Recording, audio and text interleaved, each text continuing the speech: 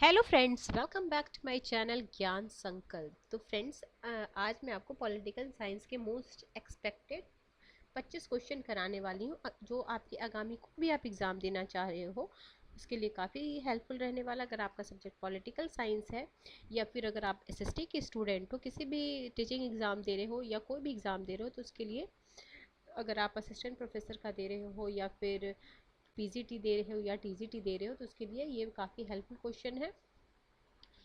तो आज हम ये इस सेट में टोटल 100 क्वेश्चन थे, तो मैंने 2 पार्ट्स में ऑलरेडी करा रखा है। अभी ये तीसरा पार्ट है, इसका आज भी मैं 25 क्वेश्चन कराऊंगी।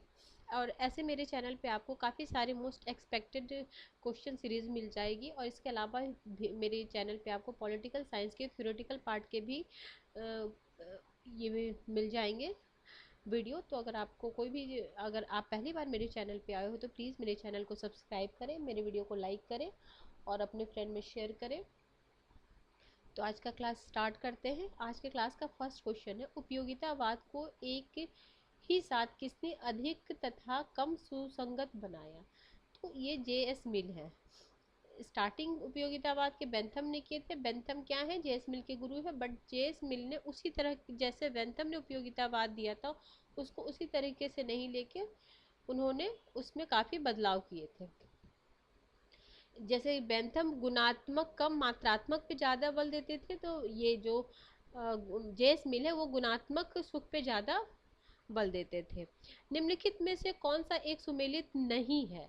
तो on liberty James mill, a fragment of government Bentham सही है, सोशल कॉन्ट्रैक्ट रूसो सही है, कम्युनिज्म लास्की सही है। ये ऑन लिबर्टी जेम्स मिल ना होके जे एस मिल होता है। जेम्स मिल जो है वो जे एस मिल के फादर है, तो यहाँ ये जे एस मिल होता तो सही होता, जेम्स मिल है तो ये इसलिए ये गलत होगा।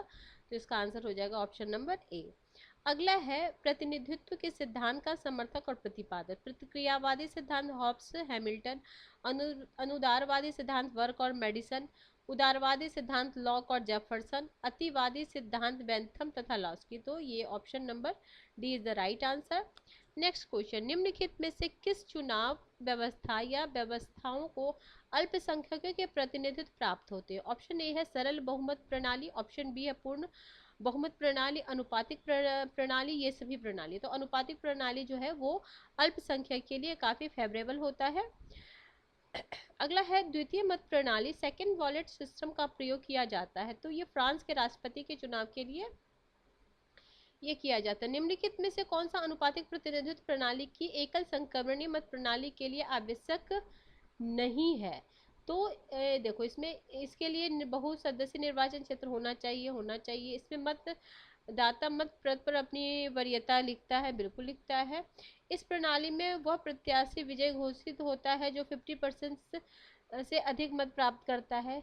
इस निर्वाचन प्रणाली को लागू करने के लिए मतदाताओं का पढ़ा लिखा होना चाहिए नहीं, यही गलत है। बाकी ये तीनों चीज देखो, जब आप क्वेश्चन पढ़ते हो तो ये तीनों चीज पे भी गौर करो। आंसर तो आपको मिल गया डी से, लेकिन ये इससे संबंधित है तो इस पे भी ध्यान दिया करो। अगला है, द्वितीय मत प्रणाली अपनाई जाती है तो ऐसे व्यक्ति चुनाव के लिए 50% से अधिक मत प्राप्त करते हैं। ये हम ऊपर वाला क्वेश्चन पढ़ के इसे आसानी से कर सकते थे। अगला क्वेश्चन है, जो यह मानने के लिए इच्छा का प्रतिनिधित्व नहीं हो सकता वह किस प्रकार के प्रतिनिधित्व का समर्थन करते हैं? अनुपातिक प्रतिनिधित्व, प्रादेशिक प्रतिनिधित्व, व्यावसायिक प्रतिनिधित्व, इनमें से किसी का नहीं। तो इनमें से किसी का नहीं, ऑप्शन नंबर डी। अगला है, साधारण बहुमत प्रणाली, एक मिनट,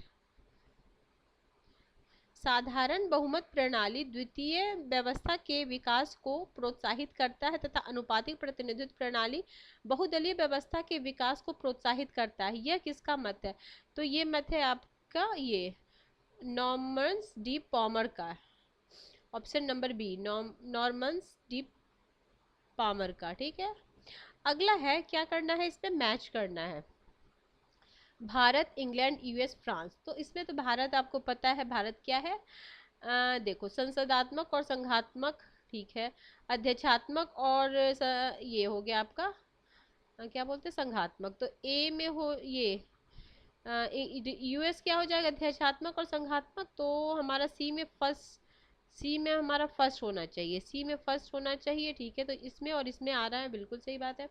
भारत क्या है, भारत में होना चाहिए आपका संसदीय और संघात्मक, तो ये होना चाहिए सेकंड, तो सेकंड तो हमारा डी आंसर हो जाएगा। और इंग्लैंड में क्या होना चाहिए, एकात्मक और संसदात्मक। यूएस में क्या है, अध्यक्षात्मक और संघात्मक। और फ्रांस में क्या है, एकात्मक तथा गणतंत्रात्मक, ठीक है। Option number D is the right answer. अगला है जब तक चांद भारतीय आकाश में चमकता रहेगा लाला जी जैसे व्यक्ति की मृत्यु नहीं हो सकती। ऐसी बातें महात्मा गांधी ने कही थी लाला लाजपत राय के बारे में। यदि सरकार मेरे पास आए और यह कहे कि स्वराज लीजिए, मैं कहूंगा उपहार के लिए धन्यवाद, किंतु मैं उसे ग्रहण नहीं करूंगा जिसे मैंने अपने हाथों या प्रयासों से प्राप्त नहीं किया। ये बोले थे हमारे बीपी पाल, बिपिन चंद्र पाल, जो उग्रवादी दल के थे। लाल बाल पाल जो हम जानते हैं, लाल मतलब लाला लाजपत राय, बाल मतलब बाल गंगाधर तिलक, पाल मतलब बिपिन चंद्र पाल, तो ये बोलते थे। गदर पार्टी कहाँ हुई थी स्थापना, तो बहुत ही सिंपल क्वेश्चन है, वाशिंगटन में हुई थी। उपलिखित में कौन सा भारतीय सर्वप्रथम ब्रिटिश संसद का सदस्य बना, ठीक है। तो सबसे पहले कौन बने थे आपके, दादा भाई नौरोजी। ब्रेन ड्रेन की थ्योरी इन्होंने दी, और एक इनकी कोई फेमस बुक मुझे याद नहीं आ रहा है। अगला क्वेश्चन, 1916 में लखनऊ में आयोजित होने वाले भारतीय राष्ट्रीय कांग्रेस का अध्यक्ष कौन था, तो थे मजूमदार, ए सी मजूमदार, ऑप्शन नंबर ए। जितने भी जो भारतीय राष्ट्रीय कांग्रेस हैं उनके जितने अध्यक्ष हुए हैं उनको आप प्लीज याद कर लेना, वो उससे भी एग्जाम में पूछा जाता है क्वेश्चन। या मेन जैसे इंसिडेंट, जैसे अब यहाँ पे लखनऊ समझौता हुआ था 16 में, तो इसलिए कुछ कुछ जगह, जैसे जब सूरत हुआ था, सूरत बंग भंग हुआ था, और जब महात्मा गांधी 1924 में एक बार ही बेलगांव में बने, तो कुछ कुछ टाइम का तो बिल्कुल ही याद रहना चाहिए। अगर आपका सारा अच्छे से याद कर लेते तो बहुत अच्छी बात है, लेकिन जो जो मेन काम हुआ है उस दौरान जिसमें वो भारतीय राष्ट्रीय कांग्रेस, तो वो उसको तो याद करना ही करना है। तो अगला है, निम्नलिखित में से महात्मा गांधी किस अधिवेशन में अध्यक्ष बने थे, तो बेलगांव। सब एक ही बार उन्होंने अध्यक्ष बने 1924 में बेलगांव। बेलगांव कहाँ, कर्नाटक में। 1939 में भारतीय राष्ट्रीय कांग्रेस अध्यक्ष के लिए किस प्रत्याशी की हार गांधी जी ने अपने व्यक्तिगत हार माना, तो पट्टाभाई सीतारमैया। देखो इसी में 2-3 क्वेश्चन पूछ लिया। निम्नलिखित में से कौन एक भारत की अंतरिम सरकार का सदस्य नहीं था, तो कौन से नहीं थे, जेपी नारायण नहीं थे, बाकी सरदार बलदेव थे, जॉन मथाई थे, असफल अली थे, ये नहीं थे, जेपी नारायण। अगला है, असहयोग आंदोलन की असफलता के बाद गांधी जी द्वारा चलाए गए त्रिसूत्री कार्यक्रम में निम्नलिखित में कौन सा एक नहीं है, तो खादी, हिंदू मुस्लिम एकता, अस्पृश्यता का अंत, बहिष्कार नहीं, ऑप्शन नंबर डी सी।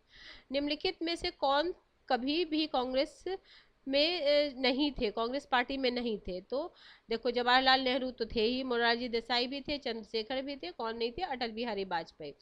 अगला है, इनमें से कौन सा सुमेलित नहीं है, ठीक है। संरचनात्मक स्वरूप, 1935 सरकार अधिनियम, मौलिक अधिकार, अमेरिका के बिल ऑफ राइट से, बिल्कुल से, केंद्र राज्य संबंध, कनाडा से, राज्य के नीति निर्णय ब्रिटिश से नहीं, आयरलैंड से लिया गया, ठीक है। अगला है, निम्नलिखित में से कौन सा शब्द भारतीय संविधान की प्रस्तावना में नहीं है, उपासना की स्वतंत्रता, व्यक्ति की गरिमा भी है, अवसर की समानता भी है, और लोकतांत्रिक सरकार नहीं, ये नहीं है। फ्रेंड्स, मैं नेक्स्ट क्लास में आपको ये प्रस्तावना पढ़ाऊंगी, साथ में प्रस्तावना से रिलेटेड जितने भी एमसीक्यू हैं वो मैं आपको कराने वाली हूँ। अगर आज मुझे टाइम मिलता है तो आज ही ये वीडियो चली जाएगी, नहीं तो कल तो पक्का ही करा दूंगी। और फ्रेंड्स, अगर आप किसी वजह से ये हेल्प कर रहा है तो प्लीज़ आप मुझे सपोर्ट करें, मेरे चैनल को सब्सक्राइब करें, ज़्यादा से ज़्यादा अपने फ्रेंड में शेयर करें, जो जिन्हें इस क्लास से काफ़ी हेल्प मिलने वाला है, जो प्रिपरेशन करें, तो प्लीज़ आप अपने फ्रेंड में शेयर करें। भारतीय संविधान का अनुच्छेद 1 क्या है, तो अनुच्छेद 1 में कहा गया राज्यों का एक संघ, option number A is the right answer. 74 है, निम्नलिखित में से कौन एक सुमेलित नहीं है, 14 में है कानून के समानांतर, बिल्कुल सही बात है। 17 में अस्पृश्यता का अंत, बिल्कुल सही बात। 18 में उपाधियों का अंत, ये भी सही बात। 15 में नहीं है, पर धर्म जाति मूल वंश के हिसाब से समानता की बात है, ये वाला ये नहीं होगा, बाकी सब है।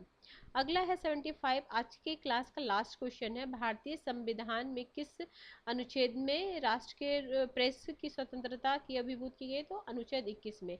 अनुच्छेद 21 में 6 तरह की स्वतंत्रता है। इसमें हम ऐसे डबल ए, रुक जा मैं बताती हूँ, समर्प, आर लिखो, आर, एक मिनट, देखो SAAMR और P, ठीक है, रुक जाओ,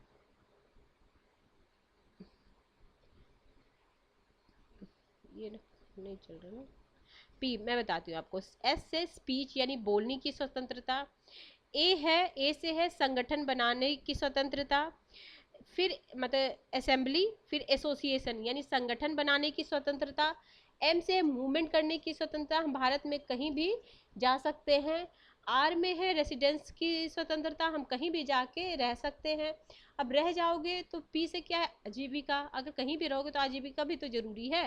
तो 6 प्रकार की स्वतंत्रता हमारे आर्टिकल 19 में दी गई है। स्पीच की यानी बोलने की स्वतंत्रता, संगठन बनाने की संगठन बनाने मतलब असेंबली करने की, सॉरी, ए में असेंबली, फिर एसोसिएशन, मूवमेंट, रेसिडेंस, और फिर है आजीविका, मतलब कहीं भी आप व्यवसाय कर। पहले था कि हम जम्मू कश्मीर अलग था, उसके अलग संविधान थे, हम वहाँ पे प्रॉपर्टी नहीं खरीद सकते थे, लेकिन जब वो हमारे इंडियन कॉन्स्टिट्यूशन के वो अब उसमें शामिल हो गया ना, क्या बोलते हैं, ये यूनियन टेरिटरी बन गया है, तो अब वहाँ पे हम मतलब कोई भी इंडियन जाके वहाँ रह सकता है, वहाँ ज़मीन खरीद सकता है।